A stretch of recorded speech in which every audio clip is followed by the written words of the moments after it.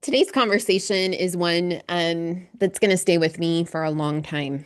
It's honest, tender, deeply human, and a reflection on what it really means to survive sobriety, to rebuild a new life from the inside out, and to discover that purpose isn't about what we achieve. It's actually more about how we heal. And the things we do, the work we create, the impact we make, those are simply byproducts of healing. And so today's guest, Hilary Phelps, she knows that journey intimately. Once the fastest swimmer in the nation for her age, and she's also the sister of Olympic champion Michael Phelps. Hilary grew up in a world shaped by elite performance and high expectations. But behind the promise and pressure, she entered a 15-year battle with addiction that began at just age 14. And at the age of 29, she made a really courageous decision to enter recovery. And not just to stop drinking, but to really reclaim her identity, rebuild from within, to begin the work of lasting transformation and healing. And so today, Hilary is a holistic performance coach. She's 19 years sober.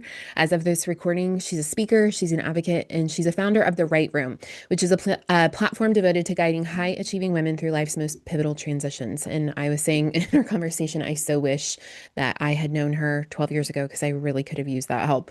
Through private mentorship, she does group programs. In her podcast, she creates spaces for women where they can reconnect with their voice, redefine their power, and live from a place of alignment and wholeness. After quietly celebrating 15 years of sobriety, Hilary chose to share her story publicly, and she's been doing that for the last 4 years. And she recognized that the vulnerability, and when sharing with intention, it becomes a form of leadership. And so her voice is just really important in any space and in any room. And I'm so grateful and very privileged to have gotten to have this conversation with her. So without any further ado, I welcome Hilary Phelps. Hi, I'm Jessica Buchanan, and this is How to Survive Survival. This podcast is about what comes after the crisis, after the moment that changes everything, after you've done what you had to do just to get through. Each week, I sit down with people who faced hardship and made a deliberate choice about what to do with it. People who've turned pain into purpose, who found a way to make meaningful contribution because of what they survived, not in spite of it. Because survival isn't the end of the story. It's the beginning of who you become next. Welcome to the show. Welcome, Hilary. I am so happy that we were able to make this conversation happen. I know it's going to be such a gift for those who are listening. Thank you. Thank you for having me. I always love talking to you. So I look forward It's to always, the time just flies. I mean, and it's just like never enough time. But why don't you, would you mind starting off and just giving us a little bit of context around, those low moments from which this life of contribution has sprung up from? Yeah. I think we're here, to talk about survival, right? In those moments. And for Yeah. me, I got sober in 2007, and this was after a 15-year laugh and drinking career.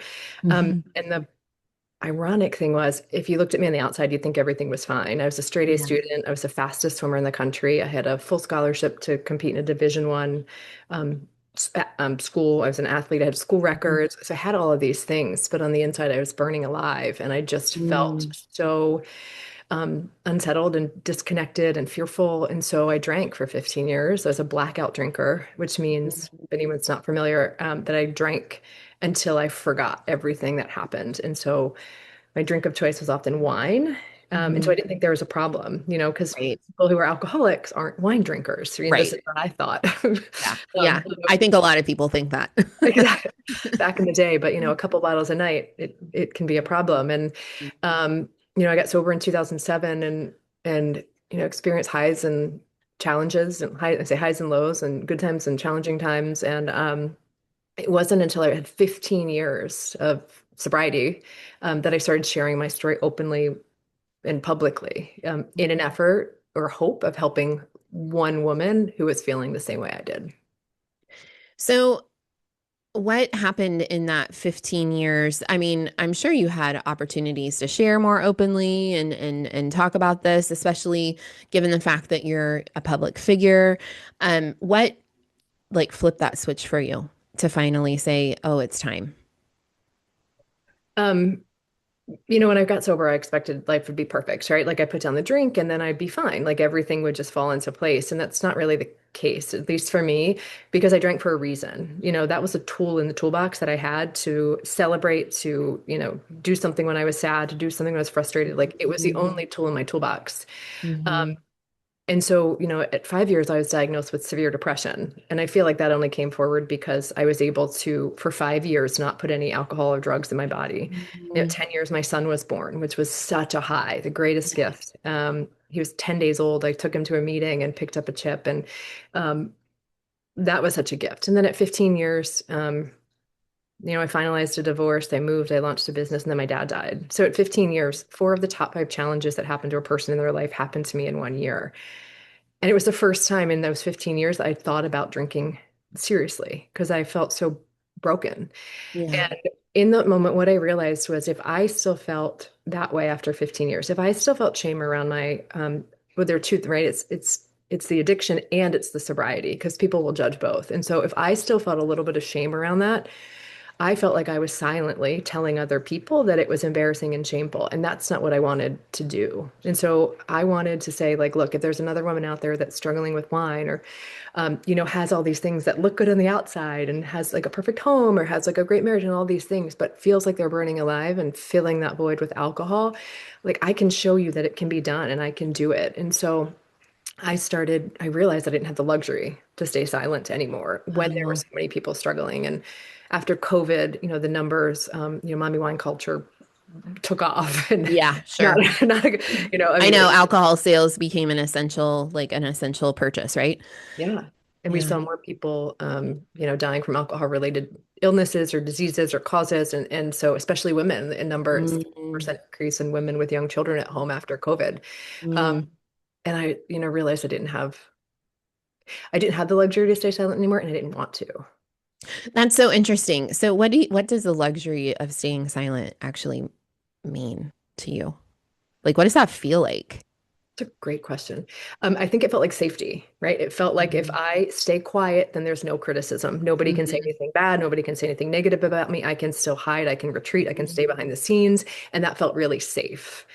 Um, and I had this moment. I mean, it came to me in meditation. I was Mhm. meditating, and during COVID, I didn't have the same tools to help with my recovery that I did, during the lockdown. Everybody was at Right. home, so I had to find ways to stay sober and stay grounded. I had a little boy, and so I turned to meditation. I tried every kind of meditation, so like, Mhm. sitting in silence, guided meditation, Mhm. visualization, everything until I could, because I was responsible for my actions and myself and how I was showing up, and I didn't want to drink. And so, Mhm. in meditation, so I'd practiced that for several years. And in meditation, it was like, what if you could help one woman? Like, what would I have wanted to see when I was getting sober? Because when I got sober, it was Carrie Fisher's book, Mhm. and Drinking a Love Story by Carolyn Knapp, which is, I think, still one of the greatest books ever. And I read that and I'm like, okay, I feel seen, but that was it. And Mhm. so now, what would I want to see when I was sober, and who would I want to listen to, and what would I want to hear them say? Not an expert, no judgment, all love. And that's how I started to show up. So, like from a practical perspective, how did you start to show up? I mean, because I think that there's a lot around I think there can be a lot of language around the ethos and the heart and the meaning behind how we want to start showing up. And I'm kind of like a practical Midwestern girl, and so I kind of want to get down to the nitty-gritty sometimes of like, well, how do you actually do that? Like for somebody who's listening to this, perhaps it is you know, substance disuse, maybe it's the sobriety journey, whatever, or it could be a myriad of other things. Like, how do you start to show up in a way that feels safe? hmm I think it differs for everybody, but Yeah. my experience is, like, my family knew, my friends from college knew because they saw me then and they saw me now, so those people knew. But a lot of people here, we're in Washington, D.C. area, Hmm. people didn't know because at the time I was certified in yoga and Pilates, and I just did an Ironman. So I was really healthy. And so I kind of hid it under that Okay. So people disguise. thought you just said no to the wine at dinner parties because you're super healthy and you're an Exactly. athlete. Okay. Yeah. And it worked, right? And so it kind of, um, and I will say though, what I felt like is that I was straddling this line. I had one foot in this recovery space and I had one foot in the world. And it felt very uncomfortable because I remember kind of thinking like, oh, what can I say in this situation? No, I can't share. Oh, nope, I'm not sober here. I just don't drink. I just say no. And so that felt Oh, was heavier carrying that. yeah, because you're than, like, constantly censoring yourself. yes. And it's like negotiating, like, what can I say here? What can I say there? What can I not say? What can I show? What can I? And so for me, like I believe there are no coincidences. I think things show Mhm. up. It's whether we say Same, yes or no. same. And a friend of mine got sober and he was very public about it from the beginning. We'd gone to college together, we drank together, and he showed up. I had about 5 years, maybe a little of sober time and sobriety. And he posted, I got sober. And so I reached out. I'm like, hey, if you're ever in DC, let me know. Let's Mhm. go, to a meeting or let's, get coffee or something. I'm, 5 years sober. Congratulations. And so fast forward, 10 years, he had started a podcast and he reached out and it was on in 2022. And it was that day. I told him, had you reached out a month earlier, I would have been like, I don't think so. Mhm. If you reached out later, it may have passed, but he reached out and he's Uh-huh. like, hey, if you're ever willing to tell your story, I think my audience would really enjoy hearing from you. Hmm. And then one, I had the comfortability with him because I knew him. And so Right. I said, I'm like, okay, let's do it. And I taped the podcast and it was just like an easy Yeah. conversation. It was real, it flowed. And then he messaged me, he's like, it's out. And I remember that sense of, oh no, Mhm. now it's out. And Yeah. so I prepared. It was Mental Health Awareness Month. It was May. I was like, okay, I'm going to post it on social. And I remember making sure the picture was really pretty. It was one that I really liked. I had Mhm. thought about what I wanted to say. I sat with it, and I remember putting my finger on the, post button on Instagram and thinking I could lose, right? Which sounds so vapid, and I'm acknowledging that. Like I could lose followers. People could not like me. People could have negative comments. Yeah. And I remember hitting the button and thinking like, okay, well, it's out. And the opposite happened. And what I Yeah. said, people like women that I knew, wow, your son's so lucky. My mom was an alcoholic her whole life and couldn't get sober. I mean, people that knew. And I was like, oh my gosh. And Right. then someone else, and my brother died by suicide because he just couldn't Yeah. get sober. And all of these stories started, and I'm getting goosebumps telling you this now. And all these stories started coming in. And I was like, wow. Yeah. So maybe one comment does not equal all of these people. Like, please keep talking about this. We need more women talking about this. And I was like, Mm. okay. And Mm. so and so that's what I did. And so for me, it was that opportunity to share openly um, on a podcast, and it worked out really well. Yeah.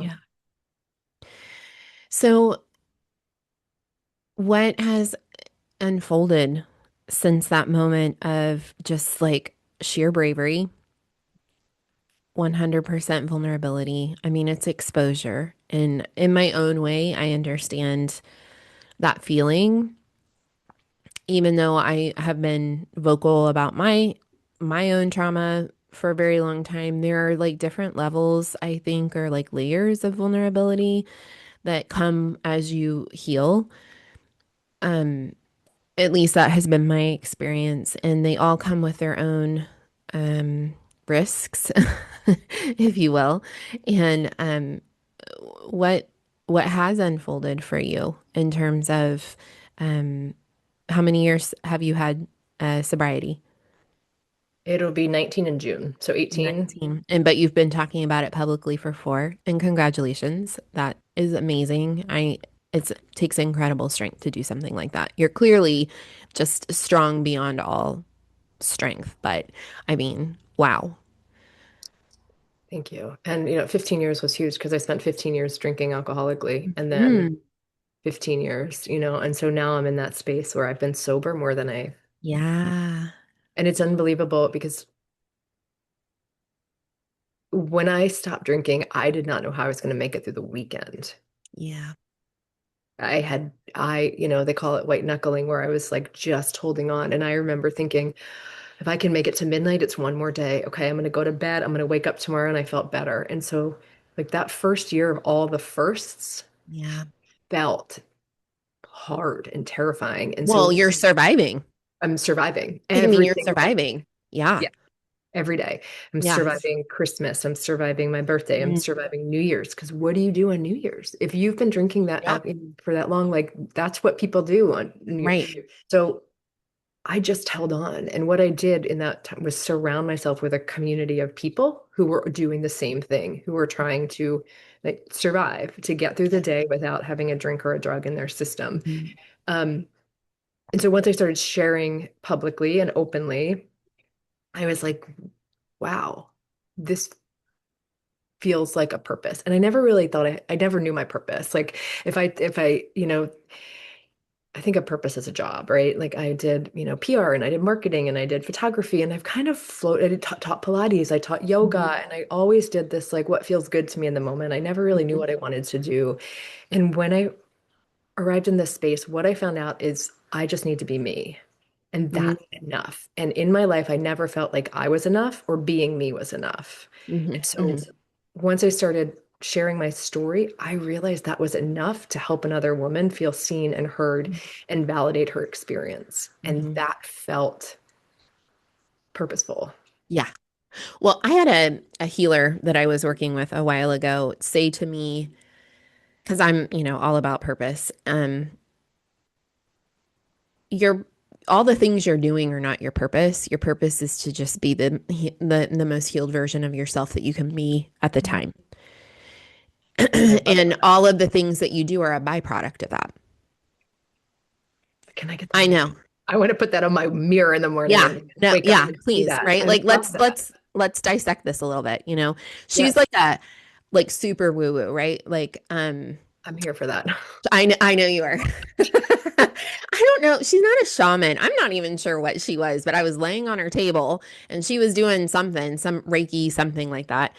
And she was just like, your purpose is to just be the truest, most healed version of yourself that you can be today.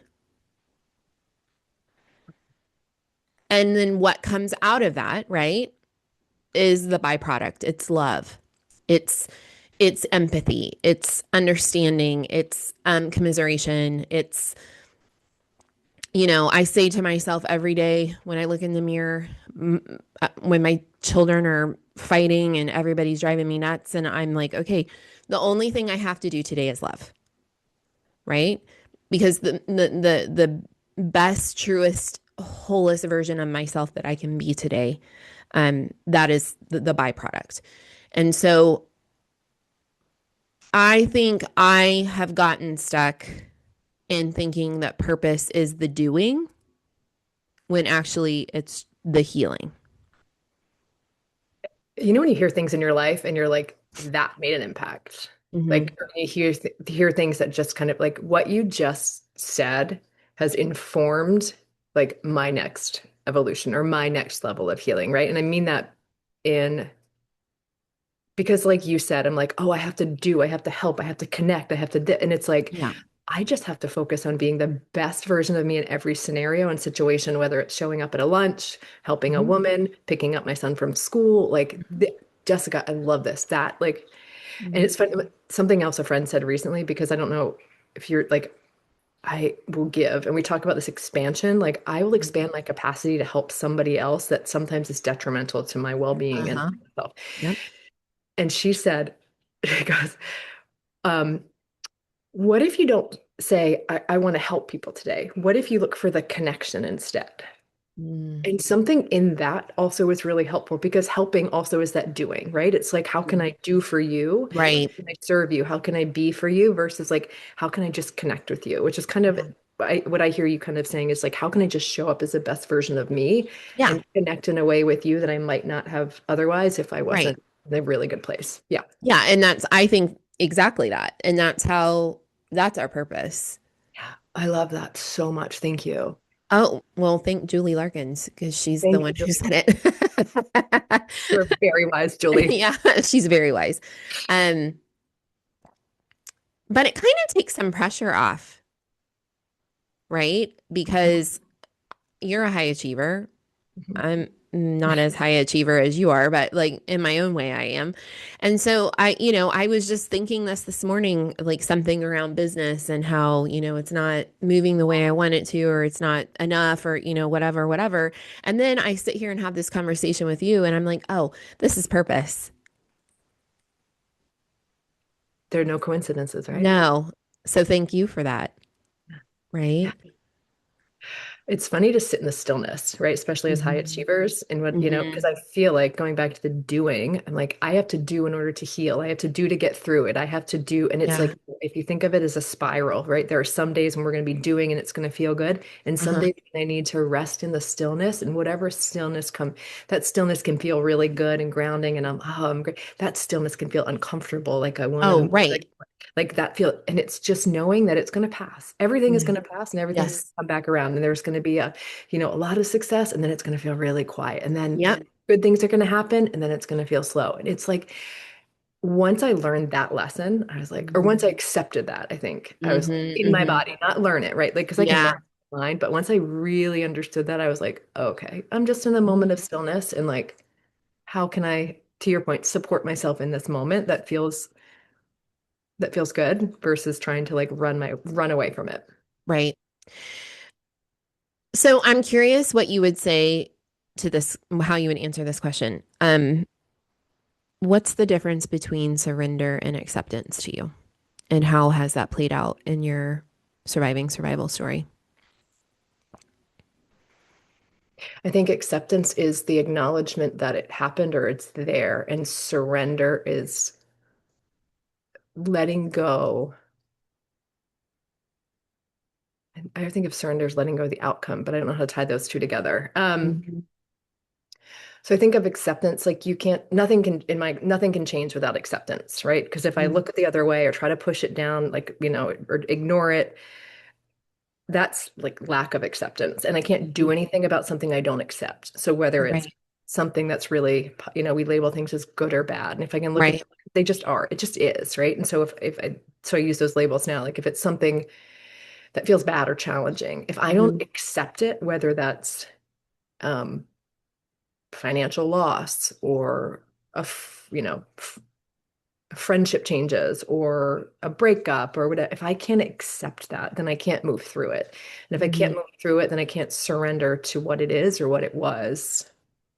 Kind of talking through this as I'm thinking about Yeah, it. no, and that's what I was hoping you would be willing to do because I think it's such an interesting part of the survival experience. I think surrender is surrendering to the outcome of what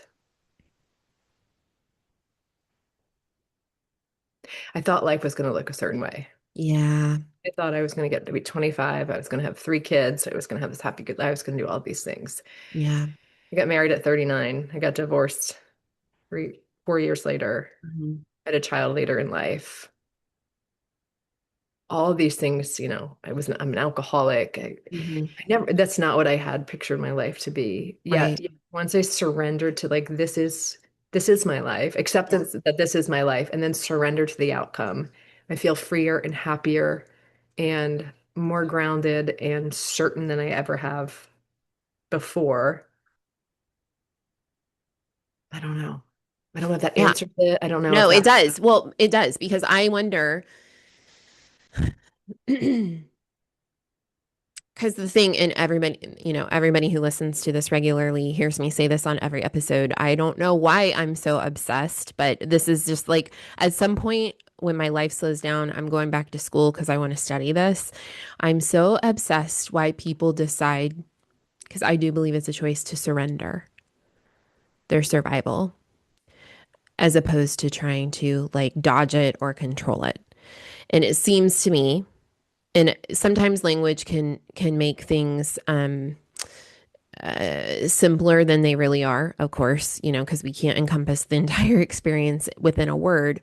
But it seems to me that surrender, and I write about this a lot actually in How to Survive Survival, is that like we're not going to be able to move to that next phase or that space of meaningful contribution if we don't surrender something. And for you, to me, from the outside looking in, it sounds like you surrendered your reputation. You surrendered the luxury of not saying anything.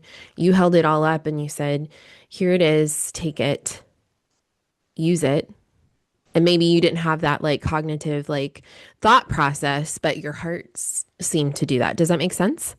It does. And what just came to me is I surrendered fear to step into Mm, safety. mm, And so for me, what that looks like is the fear, right? The fear of losing friends, the fear of not being accepted, the fear. And I'm not saying by any stretch or any measure that I do not have fear. That is not what I'm saying. I'm yeah. saying that the safety in myself overcame the fear of everyone else's, what everyone else thought or said. Oh, I love that. And again, I do care what people think and what people say at times, but and it does hurt my feelings if people are mean or rude or like so Yeah. that's not what I'm saying. Those Yeah. moments still come, but the fact that this I found safety in myself and that safety overcame the fear of everything else. Mm. What a concept. Thank you. Safety in yourself. What does that feel like for you in this moment? That my voice is enough, Mm, that I am enough. Again, I have moments where I do sure. not feel enough or I feel like I'm Yes. too much. But for the most part, I've done you know, I have studied and taken courses and read and I've learned so much in an effort to feel this way in my body, to feel like we can have a disagreement and we can also have a constructive conversation around it. It doesn't mean anger is not bad. Anger is an emotion that's giving me information that shows me that my boundaries have been crossed and that Mhm. I'm responsible. So how can I show up in a kind way to someone else and say, "Hey, I feel this way." And my voice isn't wrong. I feel that in this moment, um, you hurt my feelings, right? And whatever they say back is on them. And if in that moment they say, well, you're doing this, this, this, and I'm like, okay, this is not a constructive conversation, and I'm choosing not to have it anymore. Yeah. But I can't have those conversations and hold those boundaries if I don't feel grounded and safe in who I am, Mhm. right? And I think so often for a long time, I wanted to be right. I wanted to be right in the situation. I was going to go down with that ship. And it's okay. Like I've learned I'd rather be right or be happy. And then most times I want to be happy. It is not about being right. Mhm. And that moment, and that being happy also means that it's okay to express how I feel. And Mhm. my responsibility is not how somebody else reacts. Right. Right. Which is just a huge part of the healing journey, I think, when we're moving from that space of survival into thriving, essentially. Yeah. So, do you mind talking a little bit about what thriving looks like for you, what it feels like for you, the work that you're doing now? Because I know you're making massive impact, especially in the space of high achieving women. And I'd love to for you to share a little bit more about that. Yeah. And so for me, like when I was going through a really tough time, I reach out for help. Like Mhm. I've worked with coaches, I've worked with therapists, I have a Mhm. community, I have a process group. Like I have people around me that help me Yeah. basically call me out my bullshit, right? Like Yeah. if I go to them, I'm like, hey, this is how I see a situation. And it's people I trust. Can you tell me what does that look like for you? Am I Yeah. being overly sensitive or am I, Mhm. and so I rely heavily on people around me that I love often, right? Mhm. Um, when I was navigating, in 2022, when I was going through this 2021, I worked with a coach and she was so helpful. And I remember saying to her, you saved me. Like you saved my life. And she said, no, I didn't. I just guided you to find your voice and save yourself. Mm. I was like, what? And so I went back and started studying like, ICF, sort of how to get Mhm. to work with women, to coach, to because I'm like, Mhm. I want to be this guide. I'm not an expert, I'm not a guru, I'm a guide, and Right. I hold up a mirror to show you how great you are. Or maybe it's the way we talk to ourselves isn't always the kindest. And so how can we just make small changes to help you start feeling safe in yourself that then it affects everything else? It affects your job, it affects your family, it affects how you show up as a parent, Mhm. how you show up in the community. And so I launched a platform called The Right Room. Hmm. with the idea of it's not that my voice was wrong, it's just that I was in the wrong room, right? And so when you surround yourself with Yeah. other people, like I can have an idea and someone can look at it and be like, that's so stupid. Yeah. Doesn't mean the idea is stupid. It just means that I Hmm. haven't found my community or someone, and I don't want a Hmm. yes person either, but it's someone that Right. says, no, I believe in you. Let's try that. That sounds Hmm. great, right? Because that's where Hmm. we learn. Lessons are learned through doing, right? Whether it's Hmm. a great lesson or whether it's a challenge, right? Yeah. They're all lessons. And so um, it's a space for women. And so the women that I work with are either the transitions, the sober, the survival, right? Like some Yes. big rupture just happened in their Yes. life, and they may have a therapist. They may be working on Hmm. why that happens, but we can work on how to transition through it, how to move through. Yes. How can I help you? How Oh can my we? gosh, I so wish I had met you like 12 years ago. So needed this. I was a different person 12 years ago. Um, yes, I but love like, it. Yeah. how can I hold space for you in a really Yeah. loving way? Because sometimes we need one person. We have friends, we have partners, we have all of those things, Hmm. but we want someone to just look at us and say, I got you. Nothing you say Hmm. in here is, there's no judgment. There's all, it's okay. I'm gonna tell you, I mean, say the truth in a loving, kind way. And so that's Hmm. one group of women.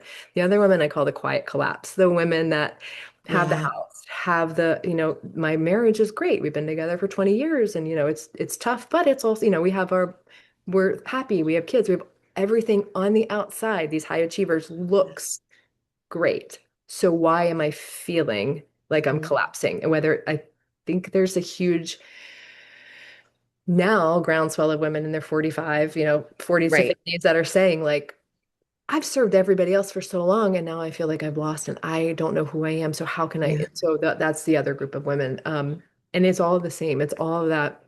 How can we come back to ourselves in a way that feels grounded, supported, and loved?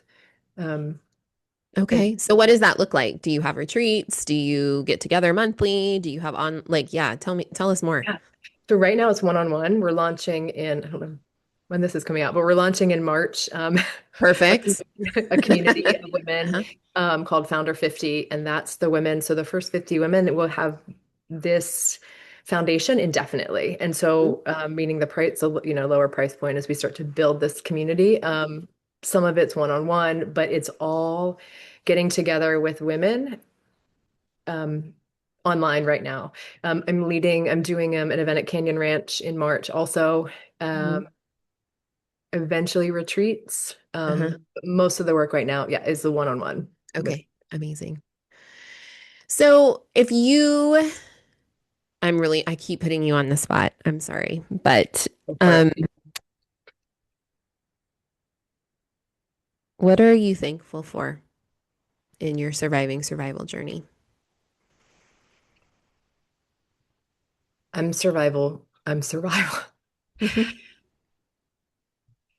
I'm grateful for my journey because it's given me the strength to be able to show others how to do it. And the reason I do it and the reason I talk so publicly about it is because I did it alone. I knew what it feels like to do it alone. And I had the ability and the strength to do it alone. But I want to give women the option of saying, if I don't want to do it alone, how can I Yeah. lean on somebody else? Um, first and foremost, the most important thing in my life is my sobriety. 100% grateful because without that, nothing else would come after. I wouldn't have diagnosed my depression. I wouldn't have had my child. I wouldn't be the parent that I want to be for him every single day. And Mm. he's important. And Yeah. raising a good, emotionally intelligent male is Mhm. very important to me. And Yes. so I have to make sure that I have capacity to process his emotions with him and show that anger is okay, but violent anger is not okay. And, how can I? And so for that, I'm grateful for that capacity I have to be that person in order to show him um, how to lead with kindness. Yeah. That kindness is powerful, Mm. respectful. Violence and fear is not. Right. And above all these things, love, right? It's the greatest gift. And to be able to feel it without the rough edges of the, maladaptive coping mechanisms that we all employ and hopefully are trying to heal from. I mean, that is to me the crux of the human experience. That's why we're here, is to experience that. Hilary, thank you so much for just your wisdom and your vulnerability, and your example. It really is such a contribution to the world and such a gift. And I'm super grateful to have had this time with you today. Thank you for having me. Thank you for listening to How to Survive Survival. If you found something meaningful here, I'd ask for you to subscribe, share, or leave a 5-star review so these conversations can reach others who are walking their own road back. You can learn more about me and my work at www.jessbuchanan.com. And until next time, remember, what happened to you is only part of the story. What you choose to do with it is where your power lives.